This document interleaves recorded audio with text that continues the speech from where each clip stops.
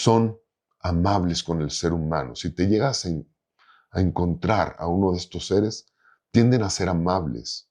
Algo que puedes hacer por ellos es llevarles algo de lo que tú disfrutas.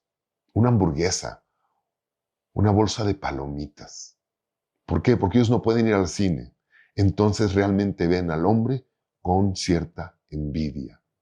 Pero no envidia de la mala, sino curiosidad.